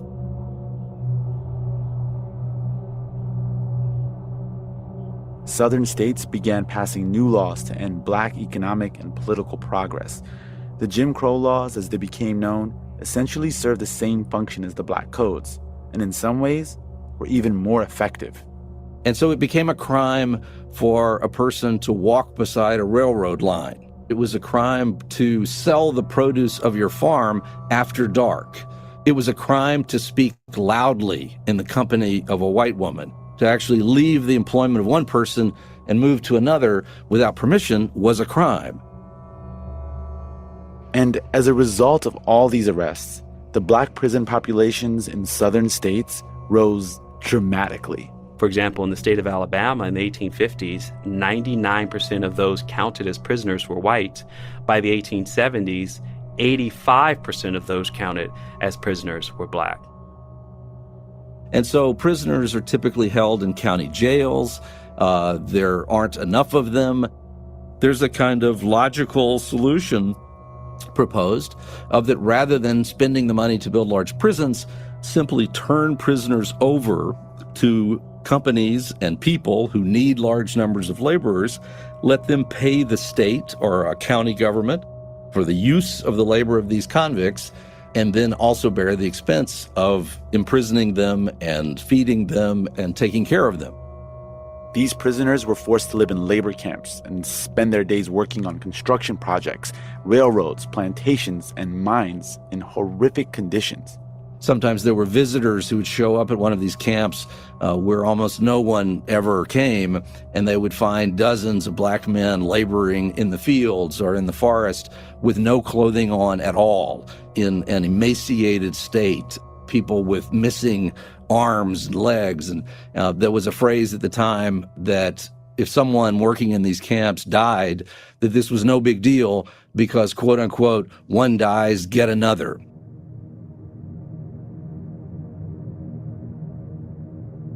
The South was hugely indebted to foreign investors because they'd borrowed money to fight against the Union. They were indebted to America for repayment for sedition in the first place. And they literally had to rebuild their infrastructure. And they began to see huge returns on their convict leasing investments. The convict leasing system affected thousands of black men in the South and further solidified the idea that those convicted of crimes could be used in whatever way the state saw fit. And in 1871, the Supreme Court in Virginia, one of the South's biggest states, ruled that it was appropriate and lawful that convicted people could be, quote unquote, slaves of the state.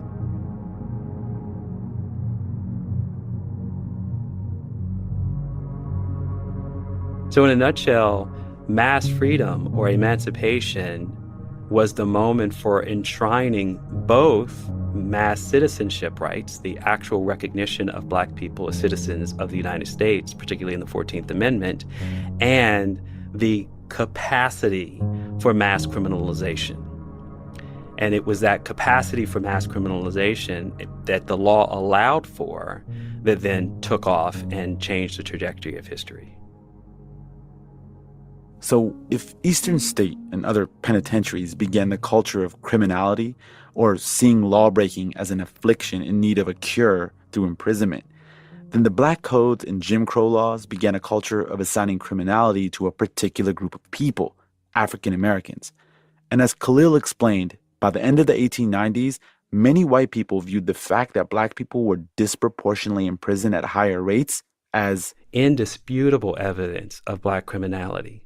It's as if nothing that was going on in the South mattered to the evidence of this prison problem.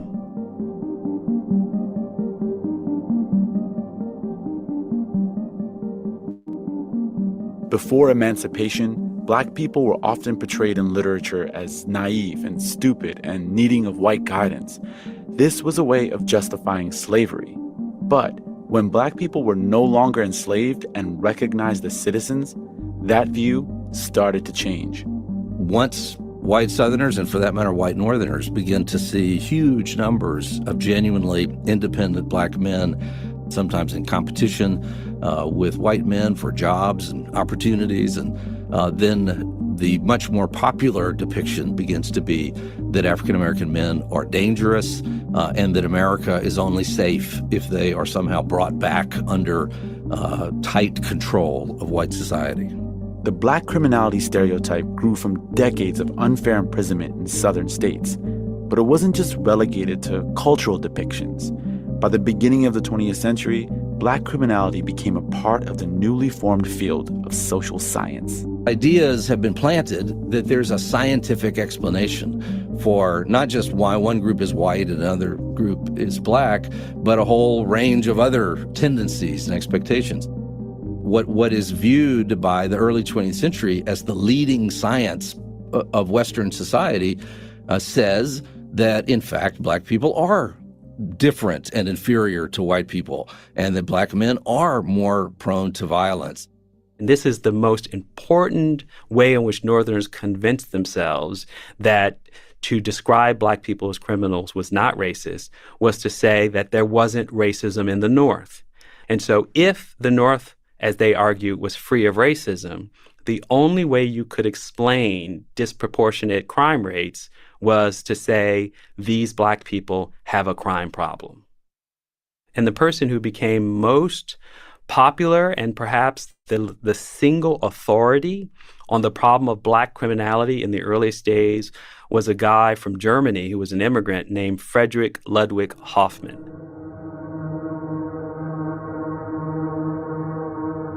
With an inordinate rate of mortality, with an excessive degree of immorality, with a greater tendency to crime and pauperism than the whites, the Negro race has also, as shown by the facts just given, a far lower degree of economic activity and inclination towards accumulation of capital and other material wealth. Frederick Hoffman moved to the United States in 1884. He was a statistician. At some point after arriving in the U.S., he directed his professional efforts to the statistical analysis of black inferiority. In his own words, only by means of a thorough analysis of all the data that make up the history of the colored race in this country can the true nature of the so-called Negro problem be understood. Being of foreign birth, a German, I was fortunately free from a personal bias which might have made an impartial treatment on the subject difficult. He was like the Alexis de Tocqueville of the American crime scene. His research culminated in the book The Race Traits and Tendencies of the American Negro, which was a collection of statistics, charts, and wild assertions that black people were just more prone to criminal behavior than other races. Hoffman's work was received mostly with praise. Many saw it as groundbreaking, and it inspired other scholars to investigate black crime as well. It was like a search for the truth of black inferiority everywhere in the country that just spread like wildfire. That justified not just the oppressions that occurred in the South, but also the oppressions and predations that began to occur in the North as black men and their families moved into other parts of the country.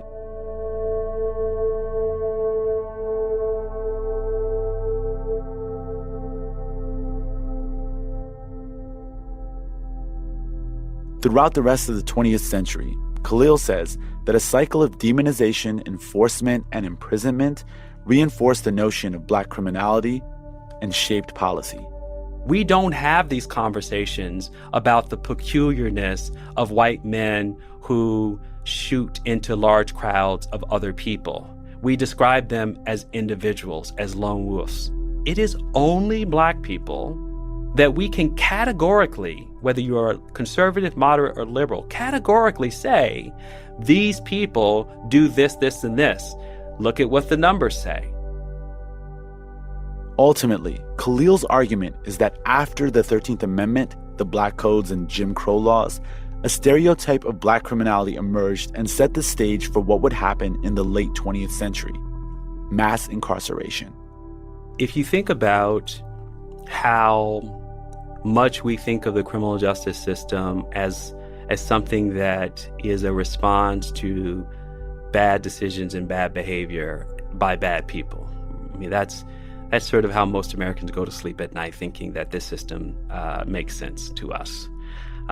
What we learn looking back on this period in American history is that the criminal justice system has always been part of the machinery of politics and economics and culture in America. And you might think you know what comes next, that mass incarceration becomes a story about the drug war, mandatory minimums, the 3 strikes rule. But what's actually driving mass incarceration today? The answer might surprise you.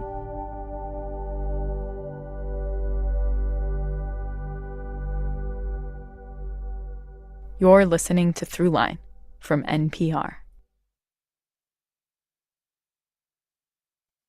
This message comes from Intuit TurboTax. Now, taxes is matching with an expert backed by tech to get you the most money back at TurboTax.com. Experts only available with TurboTax Live. See guarantee details at TurboTax.com/guarantees. This message comes from Bluehost. Need a website fast? Bluehost's AI gives you custom WordPress sites in minutes and built-in marketing tools with 24/7 support to keep your website growing. Go to Bluehost.com now to launch yours today. Part 3. American Prosecutor.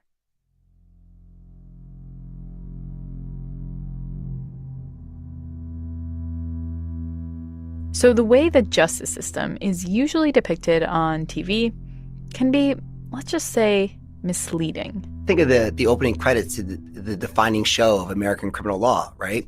In the criminal justice system, the people are represented by two separate and equally important branches. groups. The police who investigate crimes and the prosecutors who try them. These are their stories. The problem is, this description is missing some very important parts. Public defenders, judges, where are they in that opening monologue? The people are not represented by the police and the prosecutors. This is John Pfaff. That's a pretty telling cultural moment. He's a professor at Fordham University and author of the book Locked In: The True Causes of Mass Incarceration and How to Achieve Real Reform. In his book, John argues that this is no accident. The attitude captured in the opening monologue of Law & Order, which, full disclosure, is one of my favorite shows just how much emphasis and power we place in the hands of the prosecutor in America. District attorneys can essentially decide if and how to prosecute cases. They recommend prison sentences, and they have the power to offer plea bargains. Exactly. The prosecutors have the police. They're the ones who know how an investigation is proceeding and who gather the facts of an investigation. Defense lawyers are really lucky if they have any access to investigators at all. This is Emily Bazelon. They are, in all the important ways, overmatched. She wrote the new book, Charged: The New Movement to Transform American Prosecution and End Mass Incarceration. If I asked you who is the most powerful official in America, many people would first say the president, or they might talk about a general in the Pentagon, or they might, if they are really sort of sophisticated about the economy, they might say the chairperson of the Fed, because that person controls interest rates. And my answer to that person is the most powerful person in America is the prosecutor. This is Jed Sugarman. He's a professor at Fordham University and an expert on the history of prosecutors in America. Once you see prosecutorial power, once you are alive to it in the criminal justice system, it's everywhere. But usually, prosecutors aren't the first thing we think of when it comes to mass incarceration. The first thing we always blame is the war on drugs. The fact is, as of today, only about 15% of all people are in prison for drugs. John says that's because the vast majority of people imprisoned in the U.S. are in state facilities. Now, when people usually talk about drug convictions, they're referring to federal prison numbers, which are higher. But federal prisons only represent a tiny fraction of the overall inmate population. So then you might be thinking, it must be non-drug-related crimes, everything from fraud to armed robbery to murder, that's gone up and driven mass incarceration. But according to John Pfaff, that's not true either. Nope. The actual homicide rate now is lower than 1970. And then starting in 91, it starts this long, slow, steady decline. So over the course of the 90s and 2000s, arrests for serious violent and serious property crime dropped by like 25%. But the number of people being sent to prison keeps going up and up and up. That might sound a little confusing, but what John's basically saying is that as crime went down in the 1990s and 2000s, the number of people being sentenced to prison time went up. So what gives? Well, according to John, by the 1990s, a tough-on-crime culture throughout the country resulted in the hiring of more prosecutors in America. A lot more. 10,000 more assistant prosecutors across the country, right? So if you're that ADA, 2 years out of law school, you can't just play minesweeper all day, right? You've got to do something. There's always someone you can charge. In other words, all those new prosecutors receive cases, and that often translates into prison time. So more prosecutors, more prisoners, which means the argument we hear about drug convictions, mandatory minimums, and private prisons driving mass incarceration doesn't provide a full picture of the problem. None of these aspects are wrong. They're just not central in a way that's actually importantly problematic. Those all might play a small role, but they pale in comparison to the transformation that prosecutors bring. All of this raises the question, how did prosecutors become so powerful? And how did they develop this role in our justice system? That story goes all the way back to the beginning of the country. When the United States was founded, prosecutors were not elected. It was actually a kind of part-time, low-status job. Up until the 19th century, prosecution in America was generally a private matter. Like, you would have to hire your own lawyer to prosecute someone who'd committed a crime against you. Victims would bring their own prosecutions. It was private on both sides. But over time, most states began to appoint public prosecutors. And then there was another twist. Around the 1830s, prosecutors started to become full-time, and there was a movement in the states to make them more accountable to local voters. By the beginning of the 20th century, most American states elected prosecutors, and their power grew as the criminal justice system played a more important role in those states. You start getting more state role of regulating people, so you get prohibition and regulating alcohol. You also get Jim Crow and regulating race in America. That's when the prosecutor starts to become a more powerful official. That's where you start seeing people start as prosecutors for a few years, and then they rapidly become upwardly mobile politicians. The way that I tried to figure this out was I looked at all of the presidential and vice presidential nominees in American history. And Jed found the political ambitions of former prosecutors took a real turn in the 1940s when the Republican Party doubles down for both president and vice president. This convention has dispensed with the calling of the roll, and I hereby declare that Governor Warren has been duly nominated for the position of Vice President of the United States on the Republican ticket. Mrs. Warren and daughters lead the convention hall to its feet in tribute to the 57-year-old Californian who, like Dewey, made history as district attorney and then twice was chosen as state's chief executive. The Republicans nominate Thomas Dewey, who made his name as state and federal prosecutor in New York. The term we use now, gangbuster, was coined for this prosecutor, Thomas Dewey, and he rides that fame of being the gangbuster against organized crime and against organized labor to becoming the governor of New York. And Earl Warren, his background is being an anti-Latino, anti-Asian prosecutor in California who is maybe the most important architect of the Japanese internment during World War II. The two former prosecutors, Dewey and Warren, went on to lose that election. But the shift was clear. Being a prosecutor was a natural start to a career in politics. And this wasn't just true for Republicans. The Democrats aren't going to be out-prosecuted. So what happens is the Kennedy family, the biggest family in Democratic politics, had two sons who both became prosecutors, Robert and Ted. The Kennedy family reflects how the Democratic Party converges with the Republican Party in both being tough on crime. And that is part of the turning point in American history to people seeing career prosecutors making their name as being tough on crime, often using ethnicity and race to crack down on marginalized groups, becoming famous, and then being able to run for president, vice president, or even becoming chief justice. The obvious next question, why is it so politically beneficial for prosecutors to be tough on crime? Remember, they have to respond to voter demands. And in many places around the country, they have been beating a law and order drum because they have assumed, and to a large degree they've been correct, that voters have wanted a tough on crime posture from district attorneys. But why do voters want a tough on crime posture? Well, this is where things get a little more strange, because crime in America isn't actually that widespread. Crime is profoundly concentrated. There are these studies that have shown that, over year after year after year in various cities, half of all crime in a city will take place in about 10% of all city blocks. And all crime takes place in less than half. In other words, the great majority of Americans never experience crime. They don't feel it. They just experience it secondhand, thirdhand through the news. Chicago is a good example. Chicago is part of Cook County. Half of Cook County lives in Chicago. Half of Cook County lives outside Chicago. And other cities are even more out of whack. So you have this county that's electing the DA. And so it's going to mean the fact that these suburban whites are going to have a very large say in who the prosecutor is. But they don't experience what the prosecutor does.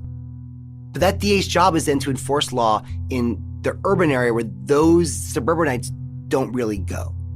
So even if crime isn't a direct problem that affects voters, their perception of crime, which is often driven by media and stereotypes, often influence them to vote for candidates that are tough on crime. Fear of crime drives both policy changes that we label the war on drugs, and it also is the politics that drives prosecutors to be harsher and to prosecute more people and put more people behind bars. In other words, DAs responding to voters' demands to be tough on crime are often tougher on crime. And prosecutors generally view their job as trying to get justice for victims of crime. So naturally, there's always a fear of letting criminals slip through the cracks of the justice system. Prosecutors were rarely defeated. But part of the reason why they were rarely defeated is because so many prosecutors understood that the way to get defeated was to decline to prosecute someone, and then that person goes out and commits a rape or commits a murder. And then everyone in hindsight second guesses that prosecutor and blames that prosecutor for not having been tough on crime. Hindsight's 20/20. High-profile, scary cases still drive criminal justice policy way too often. So in the response to my book, people who disagree with me are tweeting at me like, one terrible murder that someone commits, it's always by a black person because then you get a black face on the screen and that's supposed to scare white people. That's a totally irrational way to think about it, but it doesn't matter because if you're succeeding with the fear-mongering by giving a lot of attention to one bad thing that happens, then you're kind of winning the psychological war or the culture war.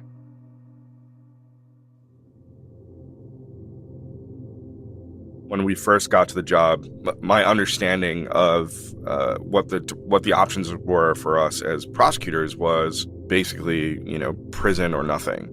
This is Adam Foss. I'm the executive director and founder of an organization called Prosecutor Impact. Adam also spent years as a prosecutor in Boston, and we wanted to get his take on what it was like to be a prosecutor. While the stated metric system was sort of these nebulous terms around being fair and doing justice and serving victims, the concrete metrics that particularly young people were looking to as young prosecutors was getting cases to trial, winning them, and getting out of district court and the superior court as quickly as possible. Some prosecutors have realized that if this is a problem they helped create, they can also help address it. These progressive prosecutors are part of a new bipartisan trend to combat mass incarceration. In the past few years, a wave of reform-minded district attorneys has been elected across the country. There is, without question, a national movement towards having progressive prosecutors all over the country. Around the country, a number of progressive prosecutors saying that they want to play an active role in ending mass incarceration.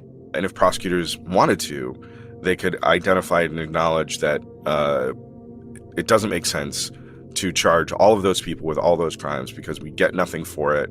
It costs a lot of money, and there are other better things that we can do in the community to resolve the problems that we're trying to with the criminal justice system. There are prosecutors in cities like Philadelphia, San Francisco, Boston, and a bunch of others that are leading efforts to end mass incarceration. They've refused to prosecute certain drug crimes, pushed for reforms to the mandatory minimum laws, and even helped advocate for the First Step Act, a bill passed by Congress that allowed some prisoners to get early release from federal prisons. All of this has contributed to the overall prison population dropping since 2010. But Adam Foss says, let's not kid ourselves. We can all take a victory lap if we want to, but we have to look around and understand that our prison numbers are still the worst in the world by exponents. We have not reduced the prison population all that much. I mean, maybe a single-digit percentage. And then Adam brought things back to a point Khalil Gibran Muhammad made about culture, that ultimately policy won't be the way out of mass incarceration as long as the underlying culture in America criminalizes African Americans. I don't think there's a way out of it without reconciling our history, the truths about our history, the truths about our biases and our prejudices. Like, we do not get to the end of mass incarceration without dealing with those things.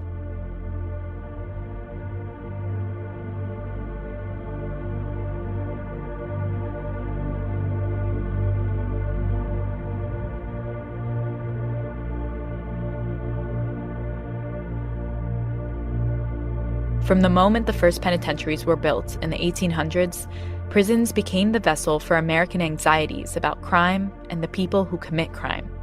As the fear of African Americans spread at the end of the Civil War, imprisonment became a weapon for controlling their entire community. And as the prosecutor gained power in America, Their job essentially became to enforce norms and attitudes. All of this points to the real source of the problem. Look, at the bottom line is, this is really a story about culture and politics. Like, if I made sure to change any one official or any one institution, or give more money, hire more defense counsel and more public defenders' offices, if the public perceived that that was putting a thumb on the scale in favor of defendants, especially defendants of color, it's a little bit like water. Like, if you dam up water in one place by making a set of institutional changes, the water of public opinion will find another way to flow towards tough on crime. We have to look at our own cultural responses to crime. There's a racial component to this. Often white voters see Black people committing crime as like the scary thing that they have to protect themselves from. And politicians have been really successful in capitalizing on this and pumping more and more money into law enforcement, into prison. We can talk about how to change institutions, but if we don't change the culture, if we don't change people's understanding by educating them, then we're not going to have long-term cultural change.